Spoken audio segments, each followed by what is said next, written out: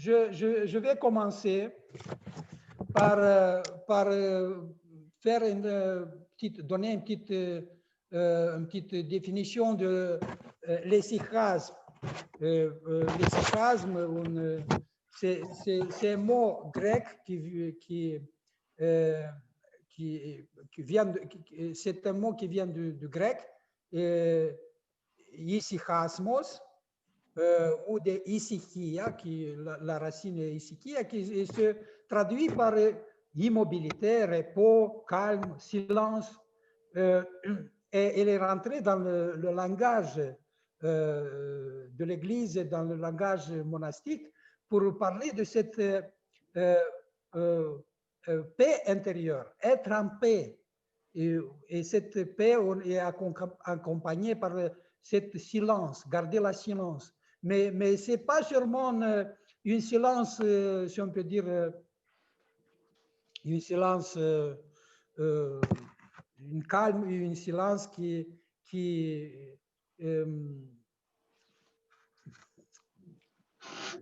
pour se détacher du monde. Ça part, cet état dans l'issυχάσme, c'est une vie en paix. C'est une vie, c'est un état de l'âme.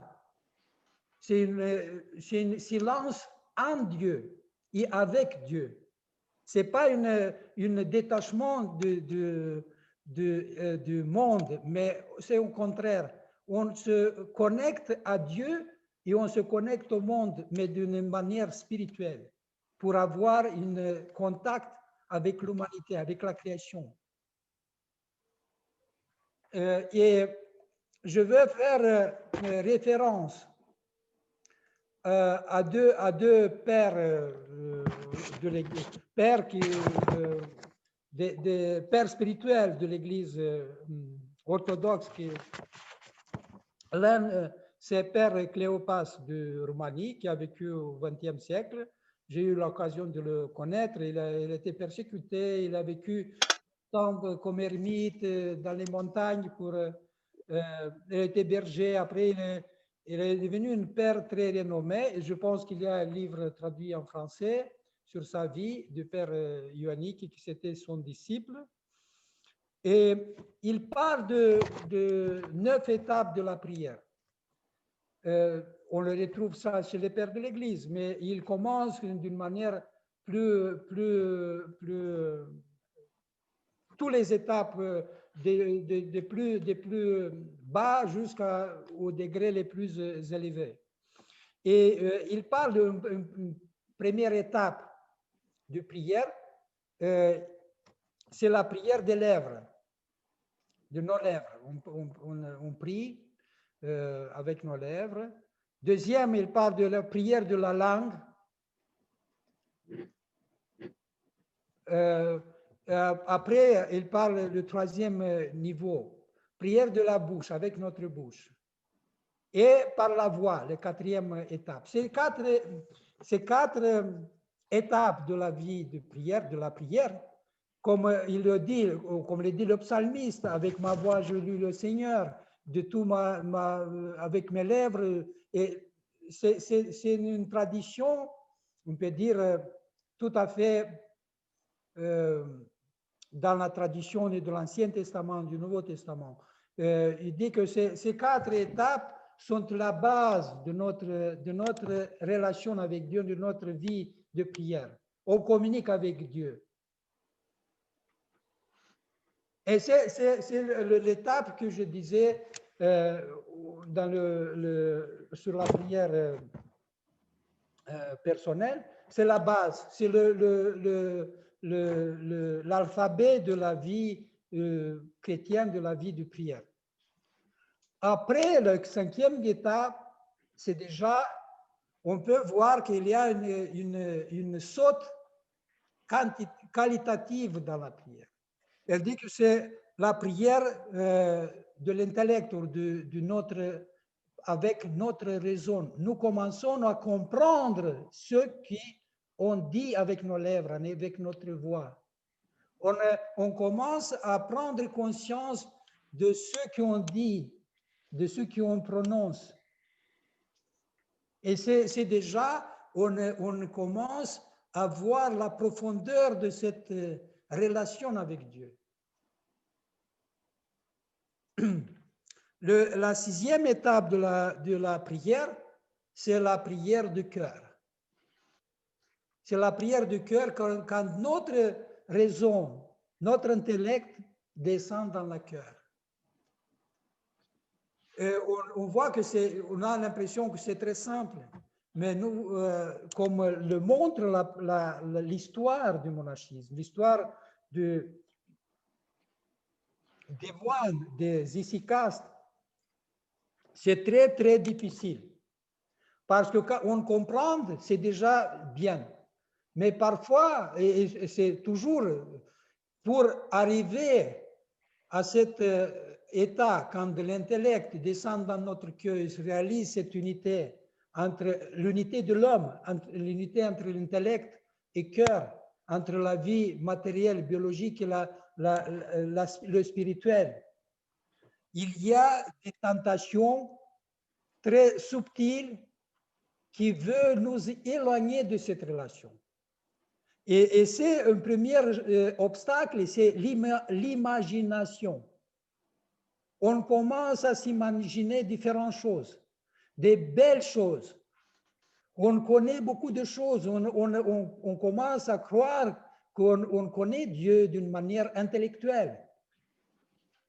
Et c'est une première chose, l'imagination. On a différentes visions qui nous empêchent d'avoir cette union entre l'intellect et le cœur. Après, il y a aussi une tentation qui est liée avec notre connaissance. On commence, parce qu'on connaît déjà des choses sur la vie chrétienne, sur la théologie, on commence à faire une théologie. Quand on prie, on commence à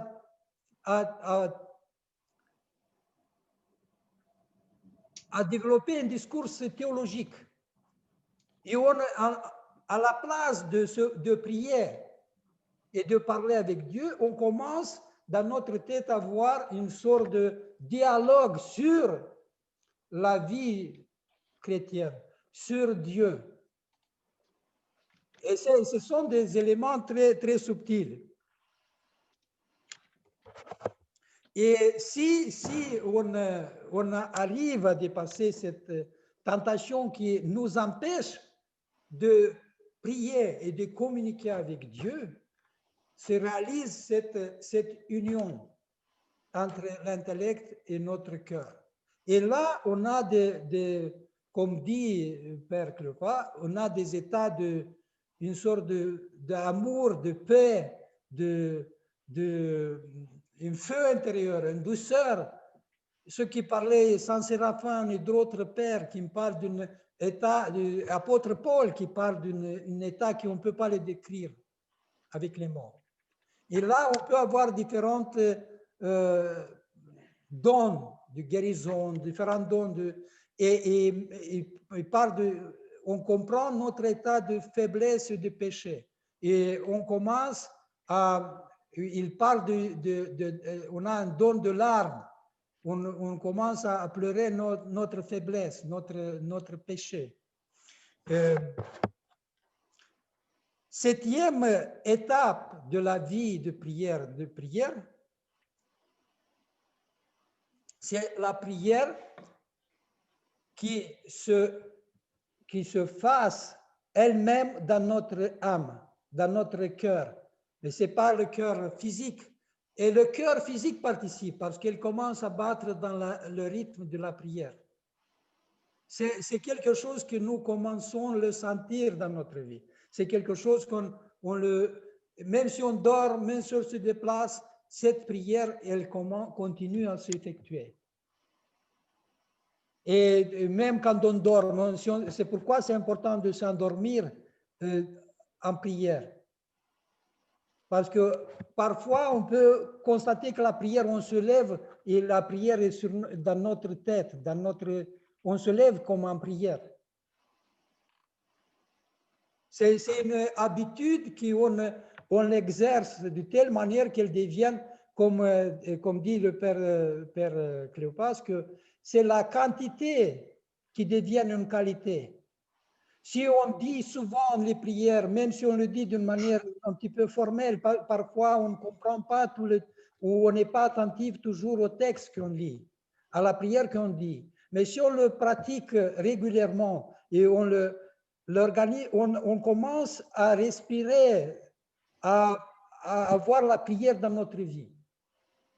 C'est ce qui est important, d'avoir cette habitude de parler avec Dieu. Et ça donne des résultats. On peut le sentir dans notre vie. La 8e étape de la vie de prière, parce que parfois on parle souvent de la prière de Jésus et on a l'impression que c'est l'union de l'intellect avec le cœur, c'est la dernière étape de la prière.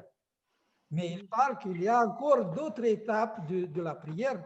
Et le 8e étape de la prière, c'est la prière qui continue à se réaliser dans notre vie. Et en même temps, on a une sorte de vision universelle. On commence à voir les choses à distance. On commence à écouter les prières des autres qui sont autour de nous. On a comme si notre intellect, notre cœur s'élargit et on commence à avoir un certain universalisme. C'est pourquoi vous voyez dans la vie de Sainte Geneviève de Paris, quand il parle de Saint Simeon le Stylite, qui était en Palestine, qui n'a jamais vu Sainte Geneviève de Paris. Quand les Gaulois sont passés à côté de lui et demandaient des prières ou des conseils, Saint Simeon, c'est pourquoi on a dans l'icône de Sainte Geneviève, pas dans tous les icônes, mais souvent on a un moine qui est sur une colonne. C'est le Saint Simeon le Stylite.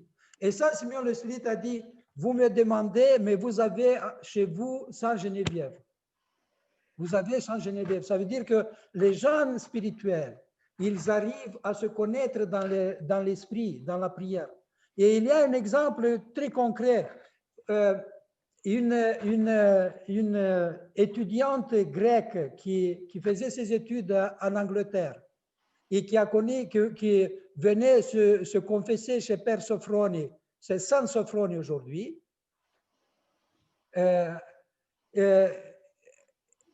Et comme elle était disciple de Saint Porphyre, Saint Porphyre en Grèce, qu'ils ont vécu à la même époque, elle lui parlait de Saint Porphyre et à Père Sophrone, à Père Porphyre de Père Sophrone. Et il dit, mais ils ne se sont pas rencontrés, mais elle a dit, comment faire pour que vous vous connaissiez? Et elle a dit, on va prier à telle heure ensemble. Et après, ils ont dit, on se connaît, on a fait connaissance, on se connaît. Parce que dans la prière, ils ont réalisé cette unité. Ça montre ce niveau de prière. Parfois, on ne croit pas, on croit que c'est des histoires et des exagérations. Mais c'est une réalité. Parce que l'Esprit Saint donne la capacité à l'homme d'avoir une autre dimension, de dépasser les dimensions corporelles. Et nous voyons que même les techniques psychologiques, parfois, on parle de cette possibilité de sortir de son corps. Il y a des techniques, on peut dire, un petit peu mystico-psychologiques qui permettent à l'homme d'avoir exercer une certaine capacité d'avoir cette possibilité de sortir de son corps ou avoir l'expérience de sortir de son corps. Mais dans notre tradition, c'est l'Esprit Saint. C'est Dieu qui agit dans notre vie. Et ça dépend de nous. Si on veut vraiment être en communion avec Dieu. Et la 9e étape de la prière, Père Cléope a dit que c'est la prière de la contemplation. C'est une prière spirituelle où il dit encore plus fort c'est une vision divine. Et là, nous pouvons se rappeler que l'apôtre Paul dit que ce n'est pas moi qui vis, mais le Christ qui vit dans moi. On arrive à vraiment à arriver à cet universalisme de l'humanité. Ce que disait Père Saint-Silouan, on arrive à vivre toute l'humanité, comme il parlait de l'Adam total. Ce sont des étapes qui, pour nous, comme débutants, ça nous paraît impossible, mais c'est une réalité. Et c'est possible, évidemment, que par chacun de nous, mais avec un certain effort. Il faut s'habituer à la prière, à la communion, au dialogue avec Dieu. Et c'est ça qui est important. Et deuxième partie, je veux parler aussi d'une méthode d'oraison efficace d'après le père Séraphin de Monatos, de Vieux-Roussicot, qui est raconté par un philosophe, un jeune philosophe qui est allé à Monatos pour apprendre la prière efficace, pour apprendre la vie monastique, pour voir. Et c'est cet jeune homme qui est rentré après en France, il a écrit cette rencontre avec le père Séraphin et il montre d'une autre manière comment nous devons prier, comment nous devons méditer pour avancer dans la vie chrétienne. Et lui, il a 6 étapes et il raconte comment il a rencontré, il raconte comment il a connu Père Séraphin et qu'est-ce qu'il lui a dit. Et premièrement, quand il est venu avec, vous voyez, avec notre éducation, avec notre formation intellectuelle, professionnelle, chacun d'entre nous a une certaine vision ou réserve sur les pratiques efficaces, sur la façon de prier, comme on dit, avoir des états plus élevés. Et au début, quand le Père Séraphin l'a vu, il a dit, habitue-toi ou médite comme une montagne. Comme une montagne. Il était un petit peu étonné, mais après, il a commencé à réfléchir, ce qui veut dire méditer comme une montagne. Et il a commencé à essayer comme il dit, ça veut dire qu'il faut prendre du poids, il faut être assis, il faut prendre un petit peu... s'arrêter de ce mouvement, de cette recherche, de cette agitation, se poser, et comme il dit, être lourde de présence. Être lourde de présence. Ça veut dire prendre conscience de notre état, de notre recherche, de ce qu'on fait, de nos soucis qui sont dans la vie. S'arrêter d'une certaine manière de ce circuit de la vie, dans le sens de circuit de soucis de la vie, et essayer de rester immobile, reprendre, comment dire, ses esprits, essayer de comprendre dans quel état on est et qu'est-ce qu'on doit faire. On commençait à prendre une autre perspective dans la vie. Et cette perspective spirituelle, on cherche quelque chose et on va se poser, on va se asseoir, méditer, rester calme, en silence et orienter notre vie dans une direction spirituelle, vers Dieu. Et comme il dit, essayer de devenir une pierre sur laquelle va se construire cette église, cette maison de Dieu, où va habiter le Saint-Esprit. Après un certain temps, il a vu Père Séraphin et il a vu qu'il a changé dans son approche, dans son façon d'être. Il a dit, maintenant, il faut méditer comme un coquelicot. Il était un petit peu étonné, il dit, comment? Montagne et après coquelicot. Quel lien, quelle liaison? Mais il a commencé à méditer ce qui veut dire cette fleur, cette fragilité. Et il a compris qu'il faut s'orienter vers le beau. Le beau. Le beau, et nous voyons que les pères de l'Église et les pères du désert, ils parlent dans la tradition orthodoxe, il y a la philokalie, c'est l'amour de beauté, l'amour de beauté divine qui doit être actualisé et présent dans notre vie.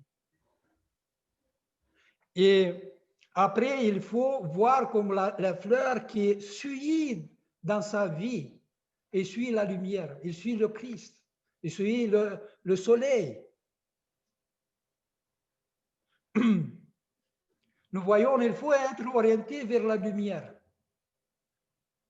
Et nous voyons ce parfum qu'il a, un parfum qui nous rappelle d'un parfum divin. Après, malgré cette fragilité de cette plante, de cette fleur, il y a une droiture, il y a une verticalité qui le tient, et en même temps, il y a une sorte de flexibilité. C'est comme une plante qui se laisse porter par le vent. On doit être aussi se laisser porter par l'Esprit Saint. Si on veut avancer dans la vie de prière et dans notre relation avec Dieu. Et cette souplesse est très importante. Avoir cette souplesse de comprendre l'autre, d'accepter certaines choses, de pas être rigide. Il faut avoir une droiture, mais pas une rigidité. C'est ça, et c'est ça la sagesse de la vie chrétienne surtout. Et après, voir que la fleur qui a une beauté, qui a une odeur, qui a un parfum, qui a une certaine droiture, mais elle est très fragile. Aujourd'hui, il est en fleur et demain, elle sèche.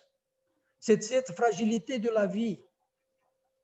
Mais rester orienté vers la lumière. Ne pas perdre de vue la perspective éternelle.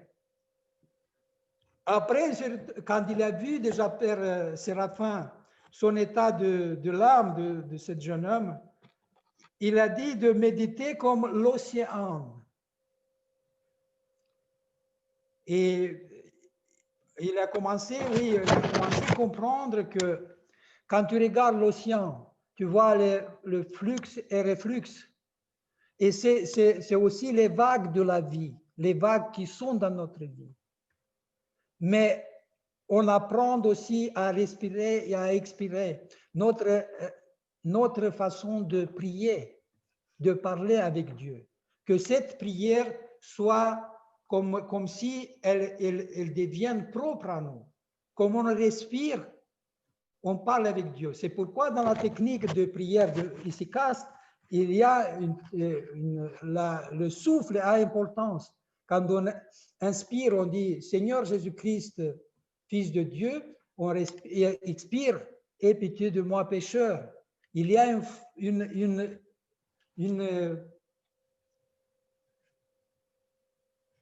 on s'habitue à cette respiration divine, si on peut dire. Que notre respiration devienne une respiration chargée d'un dialogue avec Dieu. C'est pourquoi on s'habitue à cette prière insensée, continue, par des éléments on le trouve dans notre vie, par les façons de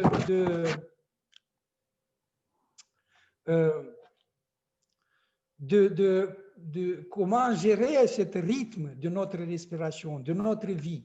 C'est le rythme aussi de la prière. Et si on essaie toujours de dire la prière au début avec peut-être un effort intellectuel ou une attention plus fort au début, et on voit que c'était difficile quand on dit Seigneur, aie pitié, et on reste concentré. Mais si on s'habitue avec cette technique, on va voir que la prière va revenir elle-même si on continue à prier, à continuer à méditer et à Dieu et avoir cette présence plus souvent possible dans notre vie. Et ce qui est aussi un élément important, il dit que l'océan, quand on voit l'océan, qu'il est agité, toujours agité, en surface, il y a des vagues qui viennent toujours. Mais l'océan, en profondeur, il est calme.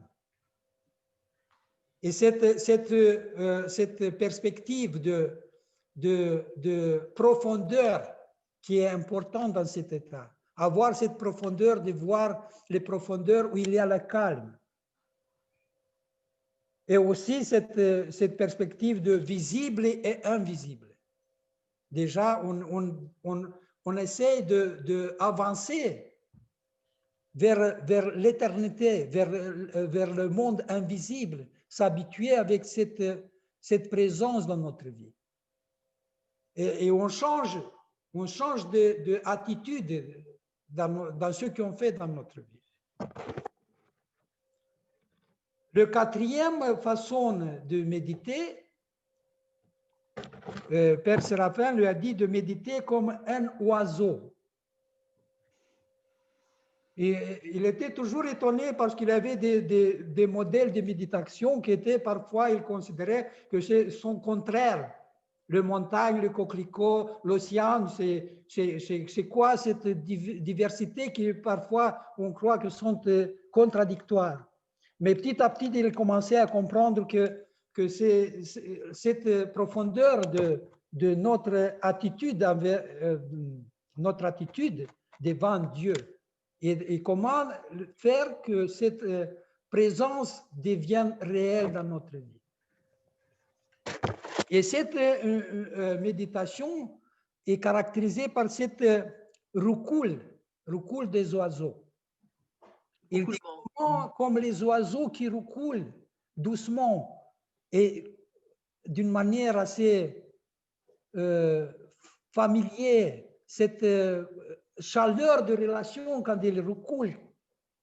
Il dit, la prière doit être comme ça, qu'on doit dire la prière sur notre lèvre, d'une manière qu'il soit comme un leitmotiv, comme un chant. La prière qui devient un chant, qui devient une glorification de Dieu. C'est une louange qui sort de notre âme, qui sort de notre cœur. Parfois, on a des moments comme ça quand il y a une mélodie ou un interprète qu'on aime beaucoup. Et parfois, on dit les mélodies qui reviennent, les mots qui nous reviennent sur notre lèvre.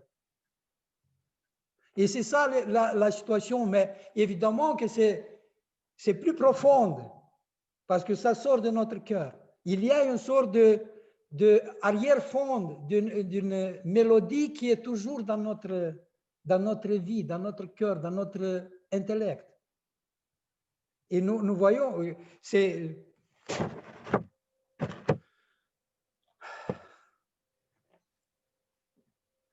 Et c'est ce qui caractérise cette étape, caractérise cette prière de Jésus, ou la prière qu'on dit souvent, le Kyrie eleison, mais que cette Kyrie eleison soit quelque chose qui sort de notre cœur. Pas seulement qu'on le répète par notre lèvre, mais qu'on comprenne et que ça devienne quelque part le sens profond de notre existence, qu'on se rende compte que sans l'aide de Dieu, on ne peut pas vivre, on ne peut pas exister. C'est notre seule façon d'exister, c'est Dieu. Et on parle, on dit Kyrie eleison, Dieu, aie pitié, parce que sans toi, je suis rien. Et comprenez, parfois, quand on a des gens qui sont très proches et qu'on aime beaucoup et ils sont absents un jour ou ils disparaissent, parfois tragiquement, ou tout d'un coup comme ça, et on sent cette absence terrible. Si on essaie d'avoir cette conscience de l'absence de Dieu dans notre vie, comme quelqu'un qui est le Créateur, notre Créateur, qui a donné sa vie pour nous, qui nous aime à l'infini, son amour est à l'infini plus grand que n'importe quel amour qu'on peut montrer envers autre personne.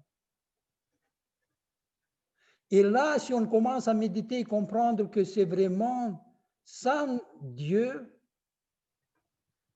on n'existe pas. Et cette Kyrie eleison qu'on le dit comme un dernier espoir, mais sans tomber dans le désespoir, comme une reconnaissance de notre faiblesse, de notre humilité.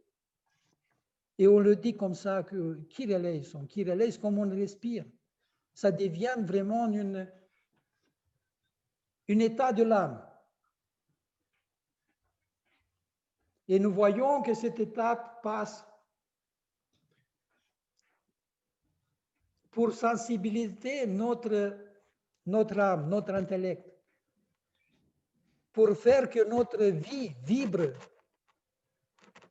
dans le sens de l'Esprit Saint, qui est doux, qui n'est pas comme une tempête ou comme un ouragan, qui est doux, qui est souple, qui est avec douceur.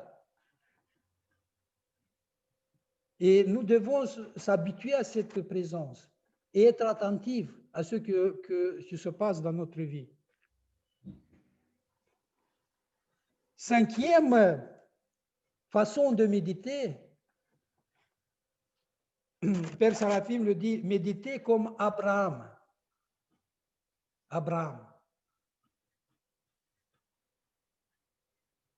le père des nations. Et nous voyons que pour arriver à cette méditation d'Abraham, on doit inclure dans notre vie le cosmos, les montagnes, les fleurs, l'océan, les oiseaux, tout ce qui a été créé pour l'homme, qu'il devienne le jardinier de cette cosmos. L'homme, on prend conscience, premièrement, qu'on est responsable dans ce monde, dans ce cosmos. Mais pas seulement de ceux qui nous entourent, la matière, mais des hommes. L'Abraham qui montre l'exemple de philoxénie, de hospitalité, l'exemple de fidélité à Dieu, qui est capable de tuer son fils, son propre fils. Il donne toute sa vie dans les mains de Dieu. Il se laisse guider par Dieu. Il dépasse son propre ego. Il parle plus, il pense plus à soi ni à ses prochains. Il pense à Dieu, que sa vie doit être conforme à la volonté divine. Et on ne se pose pas la question, pourquoi? Est-ce que ça va être bien? Parce qu'il sait que Dieu veut le bien. Dieu veut le salut de l'homme. Et il commence à s'habituer à être père des hommes, de l'humanité, de la création. Ce qui a dit Saint Silouan dans son enseignement sur la dame totale, nous commençons à être une partie de cette humanité. Et on doit prier et aider l'humanité qu'il dépasse cette impasse qui est la mort. Et c'est seulement Dieu qui peut nous sauver de cette impasse.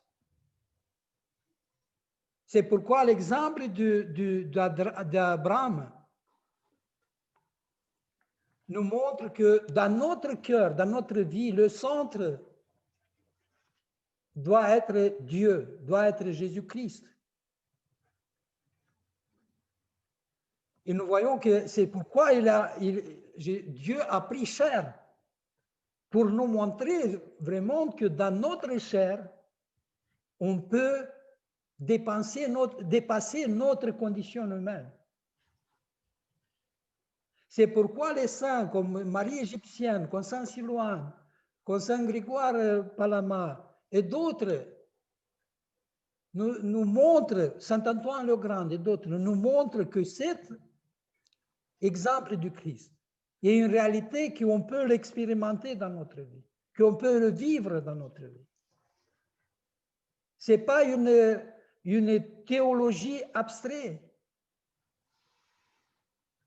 C'est quelque chose qui est très concret et qu'on peut le réaliser dans notre vie.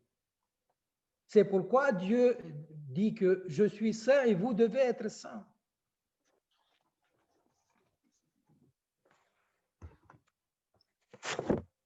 Parce que saint veut dire être avec Dieu, être avec la vie.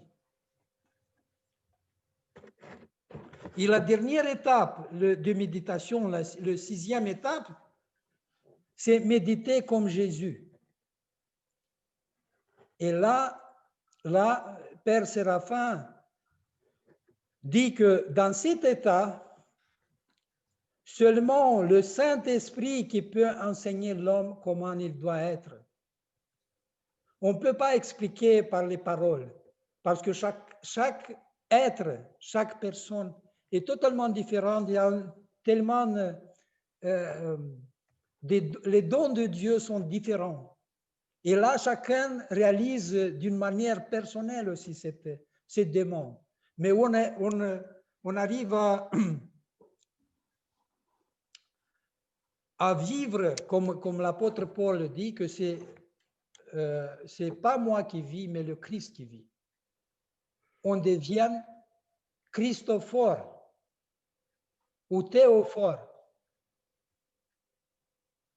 On devient des instruments de Dieu.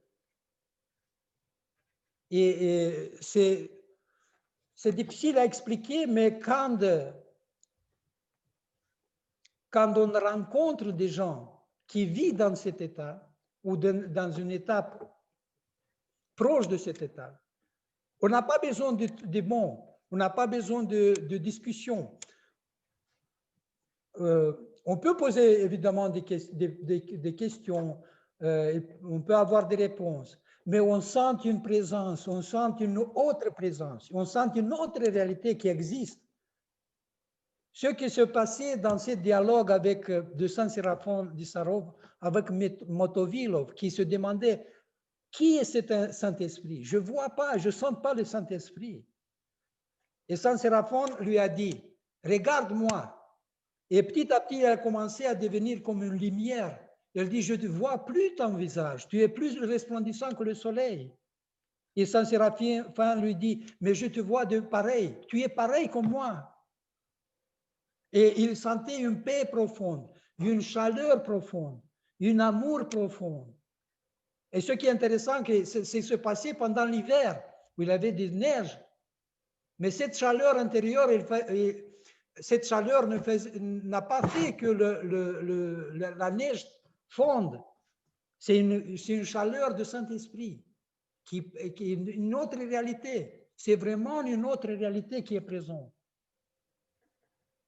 qui est plus fort que le soleil, qui est cet amour, cette paix, cette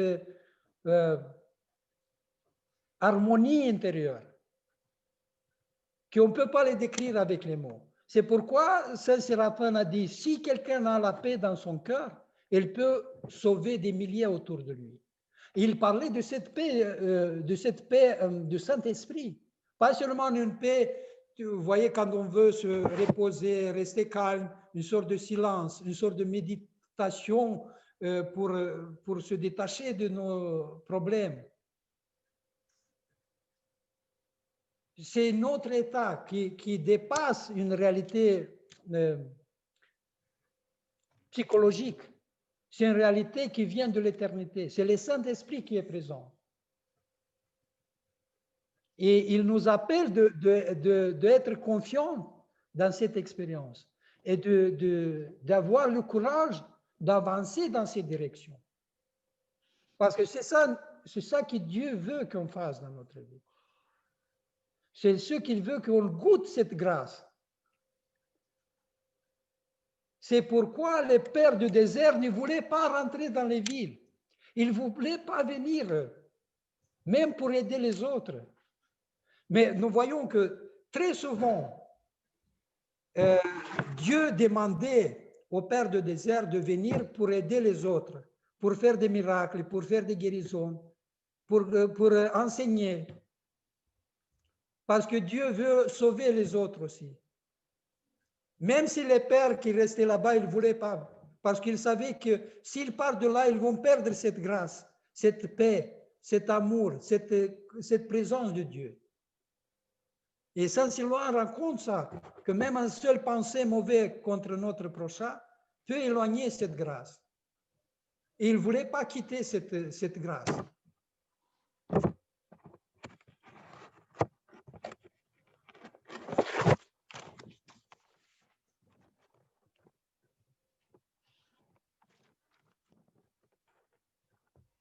Avec ces mots, je vais terminer. Et si vous avez des questions, Oui. on peut parler. Et donc, Saint Grégoire de Palamas, il est disons, celui qui a parlé plus clair, qui a expliqué, c'est ça, cette prière efficace, c'est ça? C'est pas seulement lui. On retrouve ça déjà chez les pères du IVe siècle, parce que monastique, le sens de cette vie monastique, c'est d'être en communion avec Dieu. Et il trouvait des moyens de prière. Comment prier? Quelle prière dire? Et nous voyons que c'est la tradition de l'Ancien Testament, de liser les psaumes et les moines, parce que parmi eux, il y avait des gens qui ne savaient pas écrire ou lire. Et le plus simple est de dire une prière. Et comme c'est l'expérience de la vie monastique, de la vie de prière, qui a filtré, si on peut dire, cette prière. Kyrie Jésus Christ, Seigneur Jésus-Christ, Fils de Dieu, aie pitié de moi, pécheur. Parce que cette prière, il englobe toute la théologie. On reconnaît Jésus-Christ comme Fils de Dieu, le Sauveur. On reconnaît notre état de faiblesse, notre état de maladie.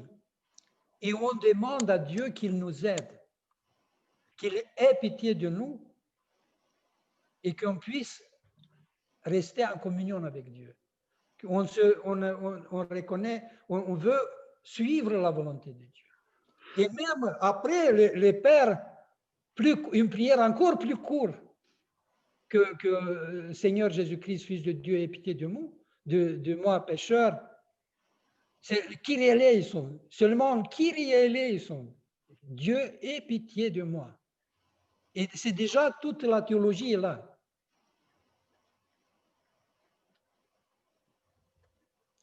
Et évidemment que Saint Grégoire de Palamas, c'est lui qui a, au XIVe siècle, son rôle est très important parce que on a commencé à faire une réflexion rationnelle sur l'énergie divine, sur la grâce de Dieu.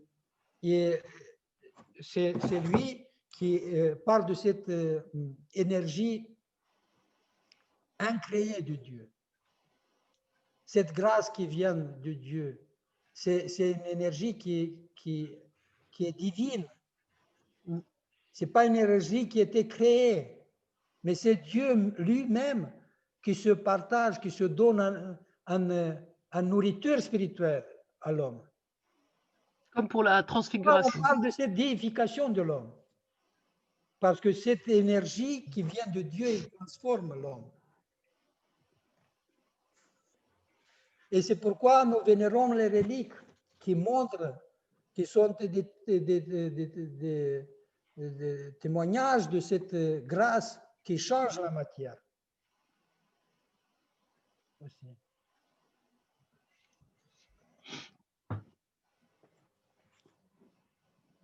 Oui, les énergies ont aidé aussi les saints à, par exemple, ne pas mourir quand d'autres auraient été gelés ou seraient morts de faim dans le désert ou quand il faisait très froid. Et là, merci, on a reçu de quelqu'un de notre groupe là, la vie de Sainte Sophie au XXe siècle, une sainte de Grèce. Et c'est vrai que les ascètes, ils avaient une énergie qui venait pas de leur corps, puisqu'ils n'avaient rien sur eux, ils avaient quasiment que la peau et les os, mais ils avaient une énergie qui les faisait vivre en dehors presque des lois physiques. Oui, oui, tout à fait. Ils recevaient du Saint-Esprit, oui. Oui, oui. Et il y a des exemples au XXe siècle aussi. Saint Silouan il mangeait très peu, et Saint Jean de Juancaille et d'autres saints qui étaient des grands ascètes. Mais nous voyons que la grâce de Dieu réalise des choses qu'on ne peut pas s'imaginer. On ne peut pas croire que c'est possible. Mm. Oui. Oui. Là, ça nous ramène à la sainteté, ce qui est probablement très lié, parce que la sainteté signifie très souvent qu'on maîtrise ces différentes étapes de prière. Et il y a sûrement des saints qui n'étaient pas des icastes, mais c'est quand même lié. Et dans votre échelle de différentes, l'échelle que vous nous avez présentée, ou les différentes étapes de la prière, donc l'étape ultime, c'est la contemplation. La contemplation, ça rappelle ça ramène la. Pardon? Il dit aussi, c'est la prière de contemplation. Oui, de contemplation. Une vision divine. La vision divine, la vision de Dieu. Et Oui, c'est ça, oui, je comprends. On a une autre, vraiment, c'est difficile de parler de ça parce que on n'a pas vécu ça. Mais ceux qui. Et nous voyons que l'apôtre Paul, quand il parle que. Il n'est pas, comme il dit, que je ne sais pas si j'étais en chair ou en dehors. Mm. C'est quelque chose qu'il dit clairement qu'on ne peut pas exprimer par des paroles. C'est une réalité totalement différente. Mais c'est une réalité qui existe. Et Dieu nous appelle vers cette dimension, vers cette éternité. Parce que notre vie, là, elle est courte. Et là, à cet état de grâce. Oui. Et là, ils ont vécu quand Père Séraphin, là, du Monde Athos, et puis l'autre, je n'ai pas noté son nom, le roumain. C'est au XXe siècle, oui. Ah oui, et le roumain, il s'appelait comment déjà? Cléopas. Cléopas. Et alors, Saint Cléopas, il a vécu aussi au XXe, c'est ça? Oui. Ah oui, c'est ça. Donc, oui, c'est quelque chose qui a commencé dans les premiers siècles et jusqu'à aujourd'hui, quoi. Oui. Absolument. Ouais. Oui, et ce qui dit Père Silouan dit même, parce qu'il avait des discussions avec des théologiens et quelqu'un a dit, mais qu'est-ce que, si on perd tout l'évangile, toutes les traditions, les pères, il a dit, c'est pas grave, parce que les gens qui vivent dans l'esprit, ils peuvent tout reconstituer. Parce ah oui. L'esprit qui est présent, il est le même. Il y a 2000, il y a 5000 ans avec les prophètes. Il est le même jusqu'à la fin du monde. Parce que c'est lui qui nous enseigne.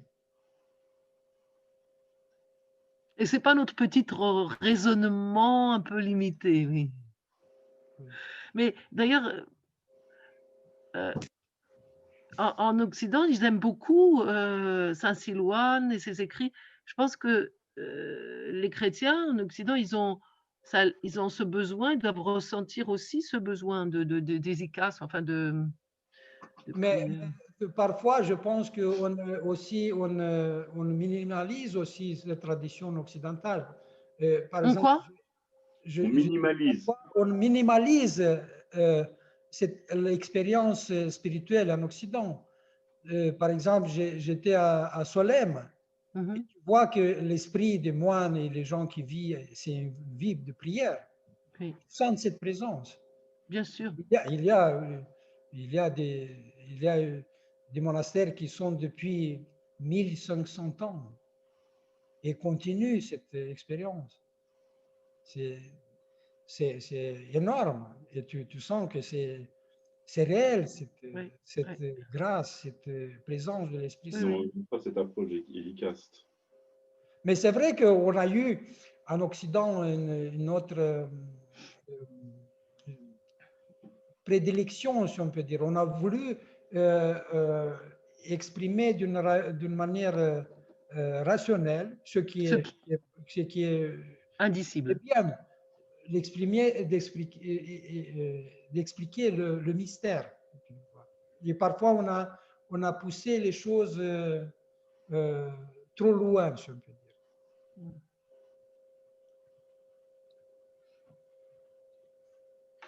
Oui, les paroles ne suffisent pas. Dans la tradition orthodoxe, on utilise aussi ce qu'a fait le Moyen-Âge, cette approche, on a besoin de comprendre les choses.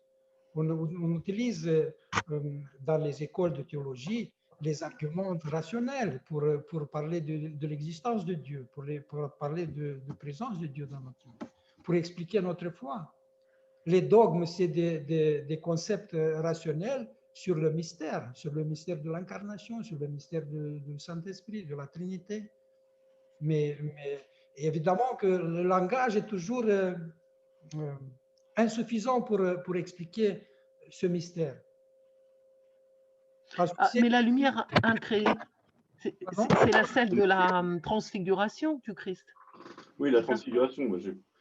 Oui.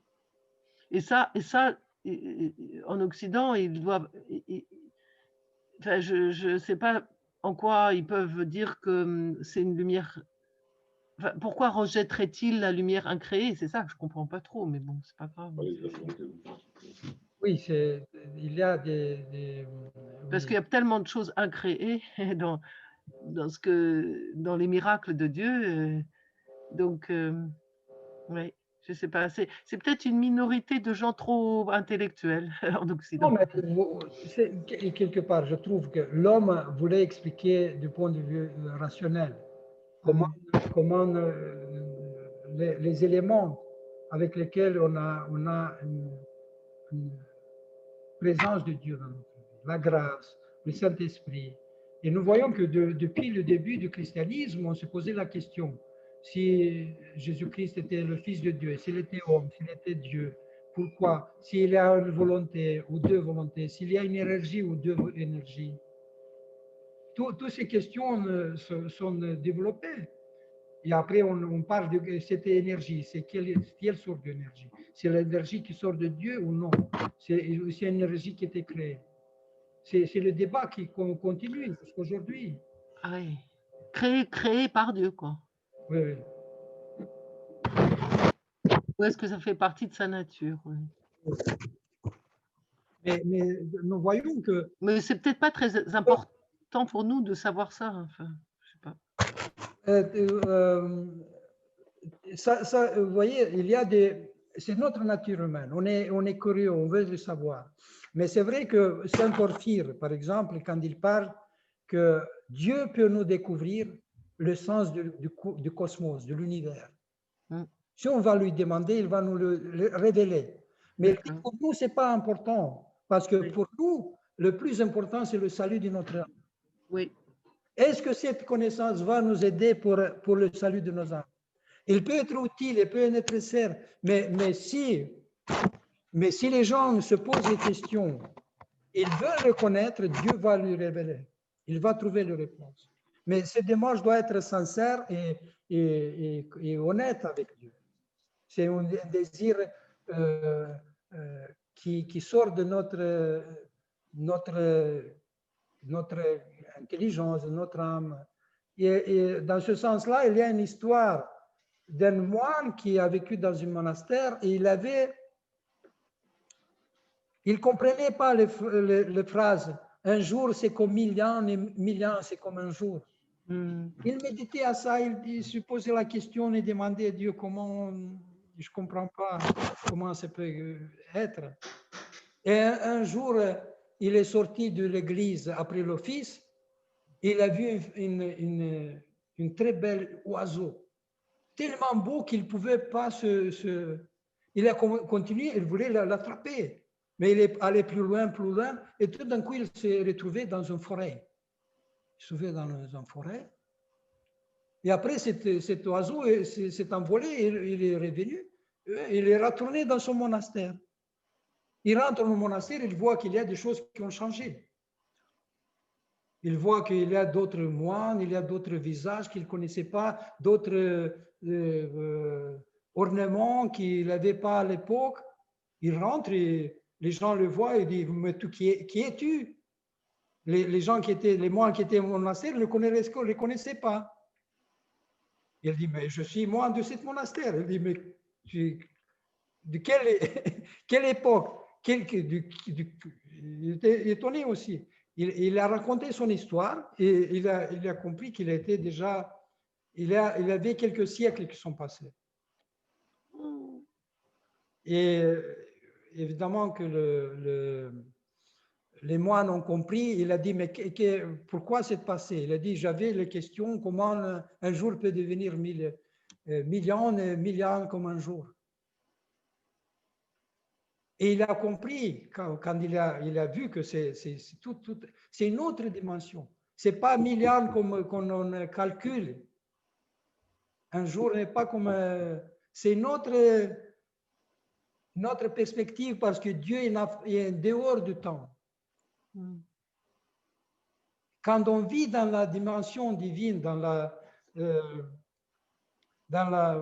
cette contemplation ou vision divine, ou dans cette méditer comme Jésus, quand on a une autre, c'est une autre réalité. Ce moine qui ne comprenait pas, eh bien, il lui est arrivé cette chose pareille, mais il y a longtemps, alors j'imagine. C'était dans un pays du Moyen-Orient, c'est ça, ou quelque part par là? Je ne me souviens pas exactement, mais c'est une histoire qui est... Oui. Et on a la fête de Saint-Dormant d'Éphèse, il y a un mois ou un mois et demi, on a fêté cette fête des 7 dormants d'Éphèse. Ah, mais oui! Jeunes gens qui se sont cachés dans une grotte parce qu'ils étaient persécutés et ils étaient réveillés après 2 ou 3 siècles. Oui, parce qu'en fait... pour montrer à l'empereur et aux gens qui doutaient de l'existence de la vie éternelle. Oui, j'ai lu cette histoire, tout à fait. Oui, c'est tout à fait... Oui, plus ou moins, ils avaient été même enfermés dans cette grotte où ils devaient mourir, et en fait, ils se sont endormis, et quelqu'un a rouvert la grotte, et ils se sont relevés. Ils ont ouvert, quand ils sont réveillés, ils voulaient aller manger.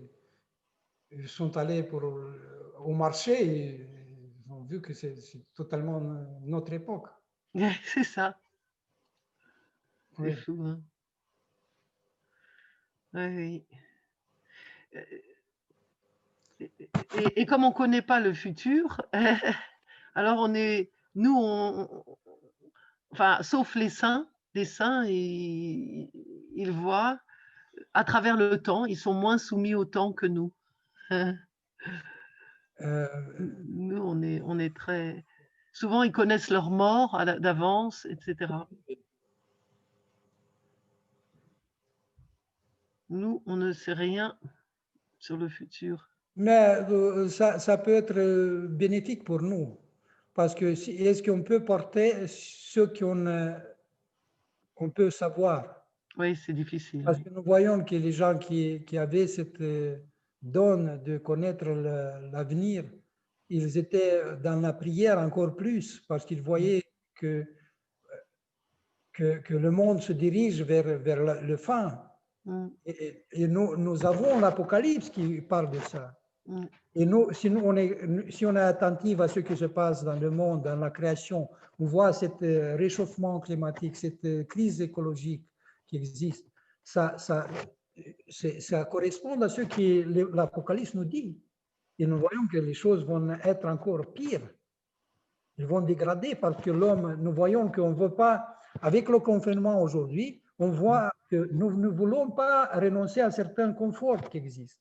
Nous ne voulons pas faire attention avec la nature, avec tout ce qui nous entoure. Et évidemment qu'on va dégrader les choses. Le nombre de la population du monde augmente et on devient de plus en plus prédateur envers la création. Parce qu'on veut aussi transformer la création dans une source de richesse. Ouais. Et là, ça devient oui. Parfois, Oui. ça devient triste parce qu'on ne pense pas aux conséquences. Nous, l'homme, il doit au contraire protéger la création. Enfin, Et tout à fait. Il a été mis là pour protéger la création, en fait. Oui. et pas l'exploiter tout le temps. Oui. Et c'est ça qui se passe. Oui, puis les saints, ils respectaient. Oui. Respecter chaque feuille, chaque plante, chaque oiseau, chaque... En plus, on n'est pas capable de créer ce qu'on détruit. Donc, il faut Oui. être humble et puis déjà sauvegarder ce que Dieu nous donne. Hein. Oui, parce que nous sommes des jardiniers de la création. Oui. Et si on comprend ça, qu'on est responsable, comme on a un petit jardin chez soi, une plante qu'on essaie de lui donner, l'arroser, de créer des conditions propices pour qu'elle se développe, on va penser envers toute la création et envers toute l'humanité. C'est pourquoi quand nous voyons que ces étapes sont des étapes qu'on passe dans une autre perspective de voir les autres, de voir le monde. Oui. Et ça dépend de nous pour avancer dans Mais on a des moyens, on n'a pas individuellement, on a des moyens assez limités. Donc, c'est vrai que ça peut donner le vertige de voir tout ce que la création représente. Mais bon, humblement, chacun dans notre petit quotidien, on peut essayer déjà de garder le... Oui, mais si on peut parler des choses basiques, si on essaie d'économiser l'eau, d'économiser la nourriture, de faire attention à ce qu'on consomme, à ce qu'on jette, avoir une sorte c'est une sorte d'ascèse. Aujourd'hui, ça devient une sorte d'ascèse. Et envers la nourriture surtout, parce qu'on jette beaucoup de nourriture. oui, non, Il y a 50 ans ou 60 ans, après-guerre, on ne pouvait pas s'imaginer de jeter, du pain ou d'autres choses. Et aujourd'hui, on le fait presque naturellement. On le fait moins maintenant. On sait bien faire attention quand même. Hein. Et puis, mais je veux dire, si on parle avec les gens plus âgés, on voit que c'est totalement différent. Et les plus jeunes aussi. Oui, je crois que ça dépend de l'éducation. Moi, par exemple, notre mère était faisait très attention à tout ça. Et pour moi et pour mes enfants, on en a conscience et c'est naturel pour nous.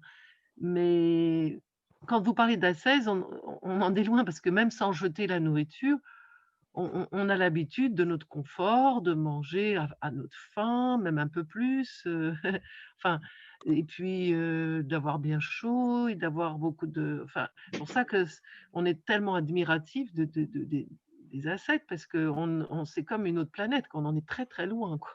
On est très, très loin. Mais c'est ça le sens de la vie chrétienne aussi, d'avoir une perspective et faire selon notre capacité. Renoncer à quelque chose, faire des choses pour les autres, sacrifier quelque chose.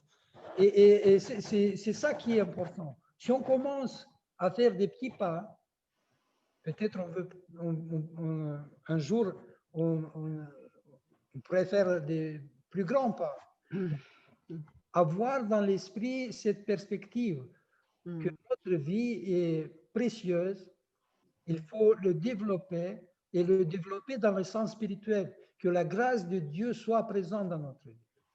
Et cette grâce, elle va se ressentir et faire des choses qu'on peut faire chez soi, limiter les choses qu'on peut limiter, de ne pas exagérer dans certaines choses. Et se forcer à faire les choses qu'on n'a pas envie de faire. Oui, c'est déjà un plus grand effort, mais on peut, et c'est ça la période de carême, c'est aussi de renoncer à certaines choses matérielles pour avancer dans la vie spirituelle. Utiliser le support matériel pour cette perspective éternelle. Oui. Et c'est pourquoi j'ai parlé aux premières rencontres que nous sommes très responsables. Il faut avoir et aussi éduquer notre responsabilité, avoir la conscience que nous sommes importants. Nous sommes importants pour Dieu. Et si on est important pour Dieu, on doit faire quelque chose avec notre vie pour qu'on avance dans le bon sens, qu'on aide peut-être les autres qui avancent aussi. Prendre la vie au sérieux, mais avec l'aide de Dieu, évidemment. Et si on essaie de faire ça, nous voyons qu'on a vraiment presque toujours et après presque à chaque instant besoin de Dieu. Parce qu'on ne fait pas les choses comme il faut, on ne dit pas des mots qu'il faut, on ne fait pas des gestes qu'il faut. Et c'est ça pour changer notre vie, notre façon d'être. Il faut aussi faire un petit effort. C'est pourquoi les moines parlent de cette métanoïa, les pères de l'Église, de métanoïa. C'est changer la façon de vivre, changer notre pensée, changer notre vie, changer notre cœur.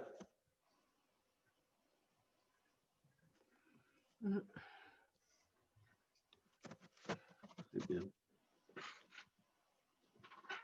Et comment on fait quand on a une montagne de choses à faire? Alors il faut supprimer les choses. Non, vous voyez, comme dans les monastères, il y a une expérience que les moines, sur laquelle les moines ils parlent que dans la vie monastique, et je pense que dans notre vie, on a toujours une seule chose à faire. Il faut faire chaque fois une seule chose et le faire bien. Si on termine une chose, on fait une autre chose. Ça veut dire de ne pas penser en même temps à toutes les choses et voir faire plusieurs choses à la fois. Ouais. Oui, peut-être certaines choses, on peut le faire à la fois. Mais le sens, c'est d'être concentré sur ce qu'on doit faire à ce moment-là. Si on le fait bien ça, on oublie ça, on commence autre chose. Mais si on fait une chose, mais on pense à une autre chose, et ça va nous empêcher de faire la chose qu'on fait bien, c'est déjà, on sent cette combat qui existe intérieur. Parce que le rythme de vie, de la vie a accéléré, et on veut avoir plus en même temps et faire plus vite, et on devient très stressé à cause de cela.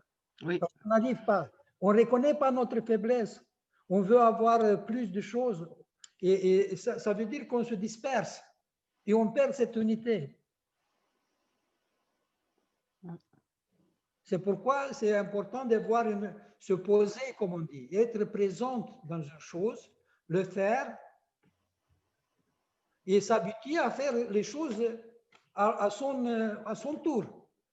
Le faire avec sérieux, mais être concentré et de ne pas se stresser qu'il y a beaucoup de choses, parce que c'est la vie. On va avoir toujours des soucis avec nos enfants, avec notre travail, avec la santé, avec d'autres choses. Mais essayer de passer d'une chose à l'autre. Et après, là ça se pose la question de priorité. Quelle est notre priorité dans la vie? Si c'est la relation avec Dieu ou avec d'autres personnes, avec notre chef, avec notre enfant, c'est important. Mais il faut avoir une priorité. Et après, en fonction de cette priorité, qu'est-ce qu'on peut faire avec? S'il y a un problème, on ne va pas courir. Évidemment, on va aller chez le médecin, on va voir d'autres amis, mais on se met toujours devant Dieu. On parle avec Dieu, on demande son aide et on fait les autres choses. Et comme ça aussi dans notre vie, il y a des priorités dans la famille. Les enfants, le travail, et il faut avoir une sorte de règle de vie. Les priorités qui existent dans notre vie, et en fonction de les priorités, on résout les choses qui viennent. Parce qu'on ne peut pas faire tout en même temps, à la fois. Et ça va nous donner une stabilité, parce qu'on sait, oui, c'est problème, on peut le faire, mais on peut le faire encore plus tard. Il y a un autre qui est plus important. Et on le fait. Et ça nécessite aussi une expérience, une maturité. Il faut voir quelles sont les priorités, peut-être décider en famille ou se consulter, voir. Ça nous pousse d'être aussi en communion avec les autres, de ne pas se renfermer dans nous-mêmes. Et surtout, parler avec Dieu, avec les saints, avec la Mère de Dieu. Quand on arrive à un certain blocage, on ne sait pas, c'est ça qu'on doit faire. De ne pas essayer de faire par nous-mêmes toutes les choses, résoudre toutes les choses par nous-mêmes, sans contacter Dieu, sans contacter les autres. Et on ne peut pas porter. On est faible. Et après, on ne comprend pas pourquoi on craque, pourquoi on ne peut plus, pourquoi on est au bout de fatigue, on est au bout de nos forces. On n'a pas le discernement tout seul, hein, souvent. Oui, et ça c'est ça, c'est le discernement. Et ce qui parle les pères, le discernement. Et nous voyons que cette vie ascétique, cette vie de prière, nous apprend beaucoup de choses. Et nous voyons notre faiblesse. Ce qui doit nous pousser de parler encore plus avec Dieu. Vous voyez, on commence à connaître notre âme, on commence à se connaître. Et on comprend qu'on a besoin encore plus de Dieu. Et on continue, on avance dans la vie, on s'approche, on s'approche plus de Dieu. Et on devient plus libre parce qu'on a la capacité de se laisser porter par Dieu, de se laisser écouter par Dieu.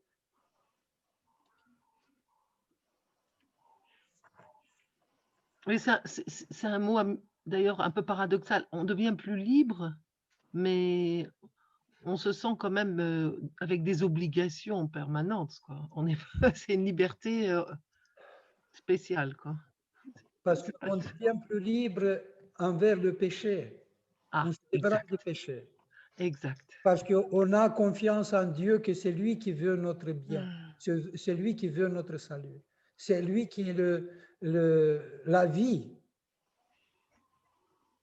Et là, on perd cette stress, on perd cette peur de tout ce qui peut arriver dans notre vie, ce qui existe dans le monde. Parce qu'on a confiance que Dieu est avec nous et on sent sa présence si on parle avec lui, si on a confiance en lui. Oui. C'est vrai. Oui. Merci beaucoup. Merci beaucoup, Père Anatole.